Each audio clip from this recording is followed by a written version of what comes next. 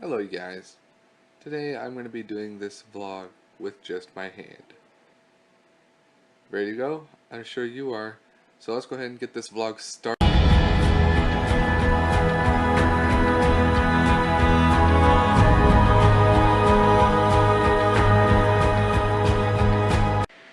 Hahaha, fooled you. I'm not going to start a vlog off like that. Plus I need my hands to talk. We know this, right? Well, in any case, here's what we're going to be talking about for this vlog anyways, since that's what a vlog is about, talking. First of all, by the time you've seen this video, then my How to Train Your Dragon 2 review is probably up and running. Now, I was an idiot. I was editing the video and I saw that, and then after I finished I saw that the top half of my head was cut off. I was too lazy to re-record it, because I almost would have done the same thing with my vlog, because I had already recorded this once.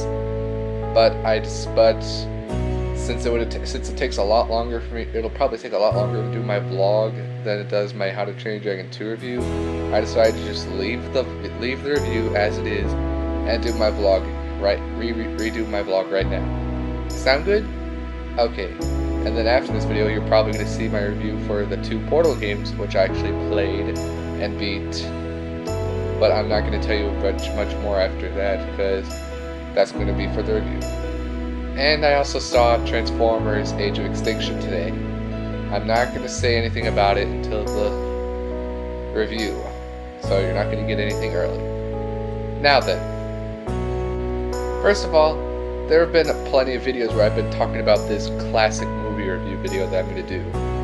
Well, I've got good news and bad news. The bad news is I'm not going to do it as its own video. Good news is we're going to do it right now. Does that sound good? That's good. Sorry for that jump cut. I sneezed. Anyways, let's get it started. I've got 3 movies I'm going to review. 2 of them, coincidentally, are Disney movies, so let's just get it over with so I can get to the actual topic of the video. Number 1 is Mulan. I am not a particular fan of the Disney princess genre. I didn't care much for Tangled especially. But after giving Frozen a shot and loving it, I decided I'm going to go back and watch all the other Disney princess movies, maybe. But I started out with Mulan, because that seemed like just one off of Frozen in terms of, well, its uniqueness. If that makes any sense. But I liked it. It was around the end of the Disney Renaissance, but it's definitely one of their better ones of the time period. You got some entertaining voice acting. The animation's pretty good for its time. Just more Disney goodness. 8 out of 10. Number 2 is The Hunchback of Notre Dame, also from the Disney Renaissance, but some people don't seem to like it as much as, say, The Little Mermaid, Beauty and the Beast, Lion King. But it's overall a pretty popular movie. Despite having a G rating, it's known for having swearing several times in the movie, and is most notable for its title song, Hellfire. And if you don't know what that song is, look it up. It's one of the better Disney songs that have ever been made. I tend to be a little more positive than other people on reviewing movies, but this one, it deserves an 8 out of 10 as well. And number 3 is The Iron Giant. It's a classic Warner Brothers cartoon movie, which didn't really get the money it deserved, because Warner Brothers doesn't know how to market anything that's not Batman. Am I right? Am I right? Yeah, that's right. Anyways, Iron Giant, directed by Brad Bird, who later went on to make The Incredibles. I loved The Incredibles, so I decided to give The Iron Giant a shot. And I liked it as much as The Incredibles, but I still like The Incredibles more. But you had some good voice acting, like always. Animation, 2D animation was pretty good, and the CG animation it's good enough. Not as good as Disney, but it's decent enough. I give it a 9 out of 10. It's not quite perfect.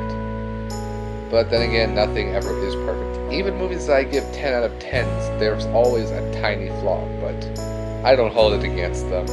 It doesn't detract from the experience that much.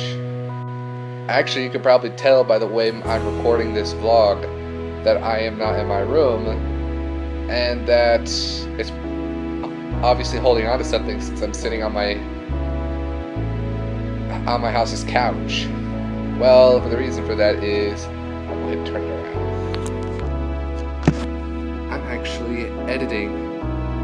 I finished converting my review of How to Train your Dragon 2. So there you go, guys. Sneak peek. I use Power Director, but I don't have the latest version of Power Director, so I'm just a little bit behind the curve. Just give me a sec, guys, and I'll be done.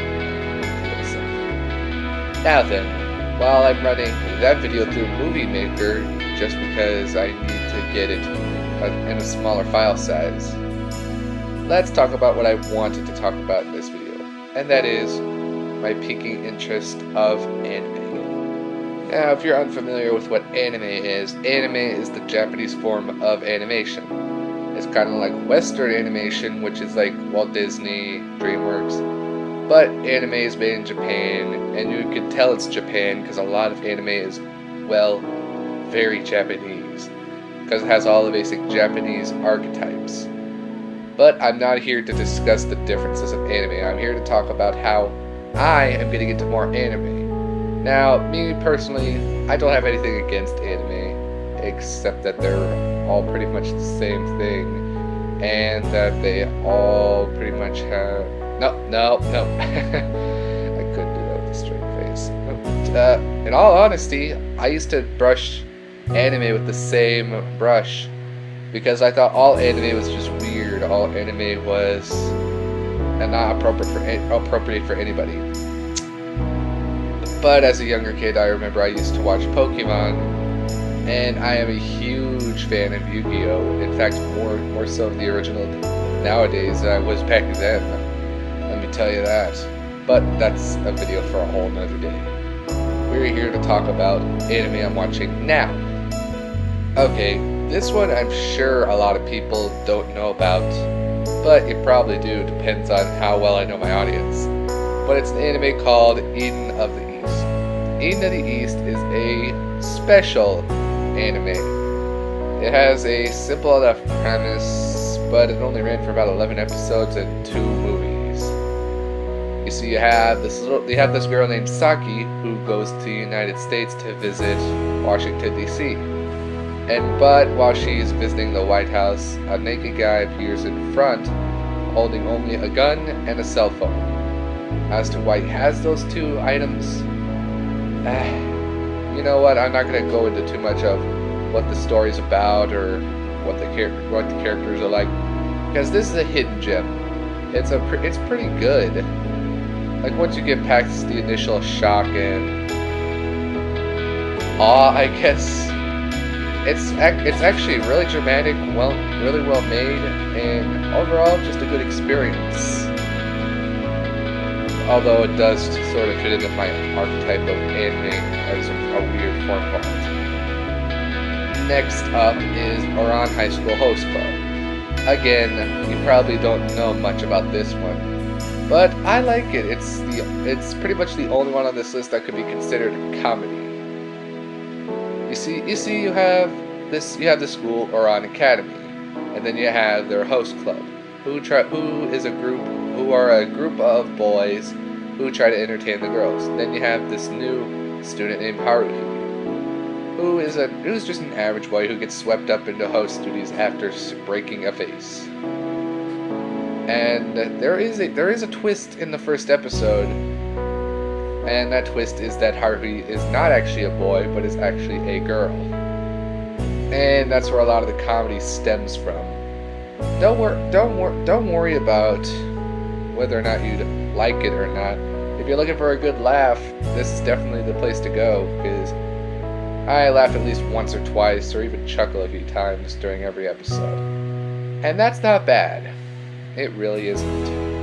Actually, thank goodness for Jump Cuts, because I'm now getting my How to Train Your Dragon 2 video uploaded right now. Anyways, on with my little video. The next anime that I'm watching currently is Sword Art Online. Sword Art Online. Yeah, I had to say it twice because I wasn't sure if I said it right or not. But yeah, Sword Art Online. Okay, I gotta try it. You try saying that 3 times fast. Sword Art Online is an anime that is based in a fictional version of Earth where you have this virtual reality MMORPG, which basically means that it's like playing World of Warcraft with Oculus Rift, except that you're in the game and you can move in it, and you're not actually using a controller or a keyboard and mouse if that's your thing. And then the creator of the game decides to keep everybody in it, and if you die in the game, you die in real life. And you have to get through all 100 floors if you want to get out of the game. You can't log out. That premise is actually what got me interested in the show, but the fact that it's actually good so far, that's pretty cool. Now, this show tends to jump forward months, days, weeks, months, or even years at a time. Like, I'm only on episode 9, I think. I think it was episode 9. And I've already skipped forward to 2 years. Yeah, 2 years since the show first started. That escalated really quick. But despite that, it's still pretty fun. If you're a fan of video games, then you're probably going to find something to enjoy. If you think technology is overrated, you're probably going to find some enjoyment in this to see what would happen if technology decided to bite people in the...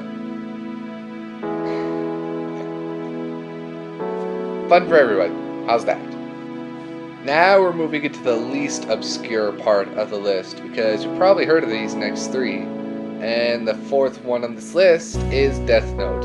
You probably know what Death Note is, but for those who aren't aware, you have this high school student named Light Yagami, who is just your typical smart guy who lives in Japan. He's the best in his class, and he goes to college during the show because he's just that smart. But that's besides the point. After school one day, he finds a mysterious notebook with the note where it's Death Note written on the front. It turns out that it is a magical device dropped by a Shinigami, which is basically a god of death. And what basically the notebook allows you to kill someone just by writing their name in the book and thinking about their head, thinking about their face. If you do that and you wait 40 seconds, that person will die. Not all related people, just any particular person that you can imagine in your head, and you write it down in the notebook. I actually watched this show because of the popularity of it. Oh god, my leg itches. And it's actually pretty fun. The funniest part of the show is that Shinigami apparently love apples. What sense that makes is beyond me, but it sure makes for some pretty funny moments. And speaking of how it is about someone who can kill anybody they want, it is pretty dark. But dark and dramatic. And Light Yagami is just... I know, he's sort of a bad person for killing people, but he has good intentions because he's killing criminals. And you just want to hate him for killing people, but his plans are actually so thought out and well developed, and they can span so far ahead into the future that your mind just gets blown when something works out in his favor. I couldn't even see where this kid was going at some points, especially a little mini story arc that lasted for about 10 episodes. Literally, and this is going to be a mild spoiler alert, but at some point during the show, he asks to be voluntarily locked up because he's part of the investigation, and he's being accused of being Kira, which is the name of light, because he's anonymous around the world. And then he gets rid of he relinquishes possession of the Death Note, and then And then once that happens, he goes through 50 days of confinement, and then he's finally released. And then for the whole 10 episodes, I really thought that he was just going to go after Kira. But then after he gets a hold of the notebook again, you see how complex his plan actually was. Even when he didn't have any memories of being Kira, he had the plan thought out perfectly to work out in his favor. That doesn't happen. Well done, Death Note. Well done. Full Metal Alchemist is next on my list. Yeah, I actually tried watching Full Metal Alchemist before my little period of time where I'm trying again on anime. But I couldn't really get into it for more than 2 episodes, but I'm giving it another shot. I'm now up to episode 9, and I'm liking it. Again. So, I mean, something about using alchemy to solve your problems and solving crimes. Yep, science is taking over. But that's not the point. That's not the point. I'm sweaty now. Anyways, you have the brothers Ed and Al, or Edward and Alphonse Elric. They try to resurrect their mom, and then and then one of them loses their body, one of them loses an arm and a leg, just like drama by gas today. But it's not a really laughing matter, though it is a little bit more comedy oriented. It's still pretty much drama to me. I mean, besides Around High School Host Club, Full Metal Alchemist would probably be my go-to place for comedy. And now for the last anime on my list. And if you've been looking around the internet, you could probably guess which one it is. I'll give you a minute. That's right, you guys. The last anime I've been watching is Attack on Titan, but just the sub version, because I've forgotten about the dub version. Now, this one you're probably most aware of because it's spreading around like wildfires right now.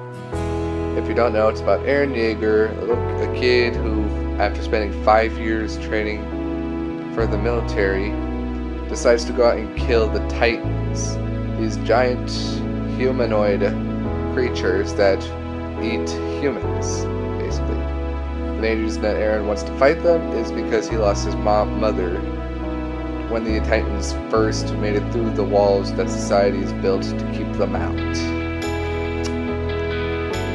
And it's pretty graphic, like in terms of gore. It's pretty graphic. People losing limbs, people being eaten.